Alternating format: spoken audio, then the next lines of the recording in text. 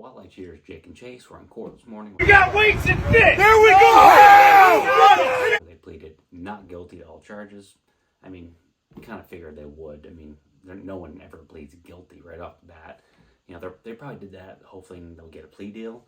But they pleaded not guilty to the felonies, the possession of, possession of criminal tools, attempted grand theft, cheating. And the other one, the misdemeanor, the unlawful possession of wild animals. Now that one was kind of funny. From what I understand, from when I read a couple stories, it's because they were possessed. They had in possession the fish fillet, the raw fish fillets on the boat. Apparently, that is where that possession of the wild animals came from. I don't know. It's kind of weird. But apparently, that's what that misdemeanor is. But all those felonies carry 12 months in prison again, and $2,500 in fines. That's per charge. Now, are they going to spend prison time? Probably not. They'll probably plea this down. I mean, they'll probably admit to cheating. They'll get a slap on the wrist. I don't really think this is going to go as far as people hope. But they'll definitely get something.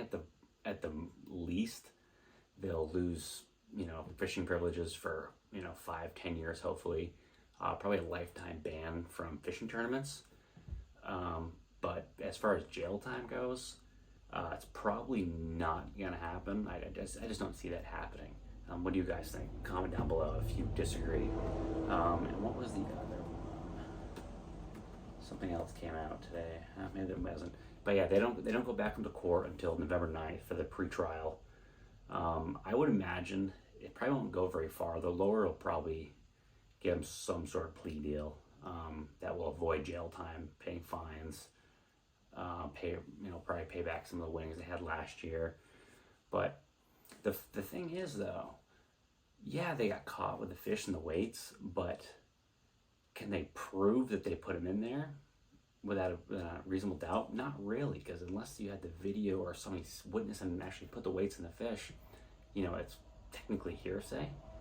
But they did. I mean, again, the fish were in their possession the entire time. They showed up with weights. I mean, what's their defense going to be? We caught the fish and the weights were in there? No, I mean, that's just silly. But, you can't directly prove they put the weights in there unless they admit it. But, I mean, we all know they did. But it's going to be interesting to see how this whole thing plays out. I'm curious. I hope it's televised. I think there's footage from the trial this morning, but it's not very exciting, so it was just an arraignment.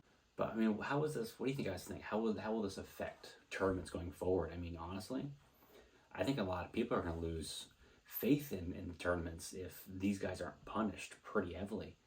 I mean, what are you going to do in tournaments now? You're not going to trust anybody. Every time somebody has a big fish, you're like, oh, is there weights in that damn thing? So, I mean, this is definitely going to change the future of fishing tournaments forever, honestly.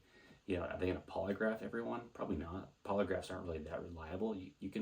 They passed a ton of them, and people pass them all the time.